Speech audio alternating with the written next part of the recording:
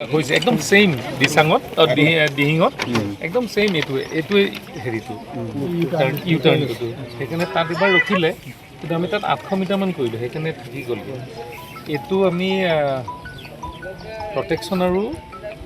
strengthening দুটাই কৰিব লাগিব কাৰণ অকল প্ৰটেকশ্যন দিলে মানে লগাল লেংথটো অলপ বেছি হওক লাগিলে বেছি হওক বেছি কৰে কিন্তু আল্টিমেটলি আমি তেতিয়াহ'লে প্ৰটেকশ্যন ৱৰ্কটো সেই গছকেইজোপা যে আছে আমি সেইডোখৰ পৰা যদি আমি কৰোঁ লুপটো আমি তেনেকৈ কৰিলে এই মথাৰিটো ষ্ট্ৰেংথেনিং কৰি দিম হয় কেইবাটাও আমি ক্ৰছ ছেকশ্যন লৈছোঁ 6টা লৈছোঁ তাৰমানে 13.9 14 এনেকুৱা ডেট ওলাইছে জানুৱাৰী কিমান ডোখৰলৈকে আপোনাৰ এই টাৰ্ণিংটো য'ত ষ্টাৰ্ট হৈছে তাৰ পৰা এই ডোখৰলৈকে আছে এইটো তিনিআলিটো 6টা ক্ৰছ ছেকশ্যন আছিলে আমাৰ 6টা তত একেই দেখাইছে ডেফ্ট একেই কিন্তু এই চাইডে আপোনাৰ ডেটটো বেছি সিফালে অলপ কম কাৰণ ইটো বেংকত এতিয়া আমি এষ্টিমেটটো কেনেকৈ বনাইছোঁ এষ্টিমেটটো ছাৰ আমি জিঅ'বেকে দিছোঁ চিলিং জিঅ'বে আৰু তলত এপ্ৰণটো মানে ষ্ট্ৰেংথেনিং কৰিব লাগিব এপ্ৰণটো ষ্ট্ৰেংথেনিং কৰিব লাগিব আৰু এইডোখৰত এইখিনি ছাৰ ফ্লাড ডিলত মাৰিলোঁ এইডোখৰ ফ্লাড ডিল কৰিলে এতিয়া আমাৰ ইয়াতে অভাৰটপিংটো হোৱা নাই অভাৰটপিং নাই ছাৰ অভাৰটপিঙৰ মানে হায়েষ্ট ফ্লাড লেভেলটো কিমান এইফালৰ ধনচিৰিকৈ লাগে এইটো পাৱাৰ ব্ৰেন এটা হৈছে এইটো টেঙাদৰীয়া হয় এইখন ধনচিৰিখন আমাৰ পজিশ্যনটো ক'ত আছে এইটো আমি তাত আছোঁ মিটাৰমান কৰি দিওঁ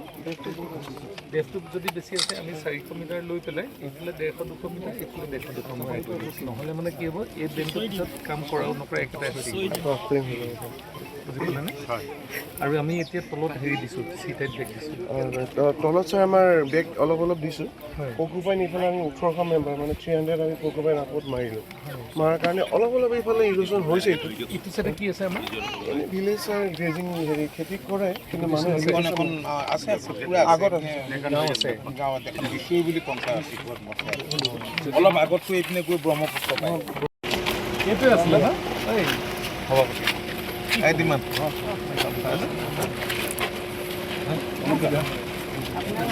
জিলা পৰিষদ চেয়াৰমেন জিলা পৰিষদ চেয়াৰমেন CDC বেদকটো জানাই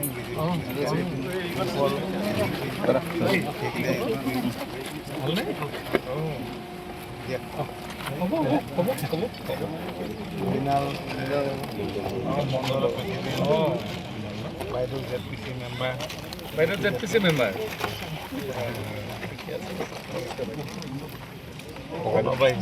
ভাল ঠিক আছে আমাৰ এডিশ্যনেল চিট আছেনে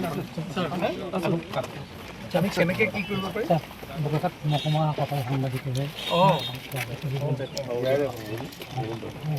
ইয়াতে ন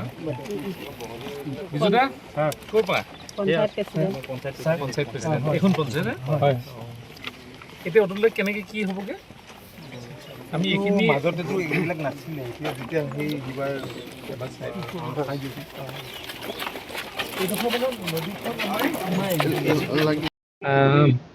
মাননীয় মন্ত্ৰী অতুল বৰা ডাঙৰীয়াৰ যোৱা প্ৰায় 15 দিনমানৰ আগতে এবাৰ আমি আলোচনা কৰিছিলোঁ তেখেতে নিজেও এই অঞ্চললৈ আহিছিলে আৰু সেই অঞ্চলত তেখেতে ৰাইজে যাতে নিশ্চিন্ত মনে তেওঁলোকৰ সা সম্পত্তি জীৱন নিৰাপত্তা পায় তাৰ বাবে আমাৰ সেই সময়তে এটা জনাইছিলে যে আমাৰ গৰাখহনীয়া এটা ৰোধ কৰিব লাগে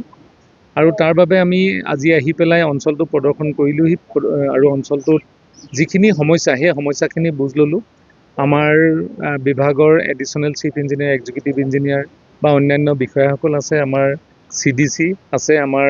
মাননীয় মন্ত্ৰী মহোদয় আছে আমাৰ দলৰ নেতৃবৃন্দ আছে আৰু ৰাইজ আছে তেখেতসকলেও এই অঞ্চলটোত কৰিবলগীয়া কামখিনিৰ কথা ক'লে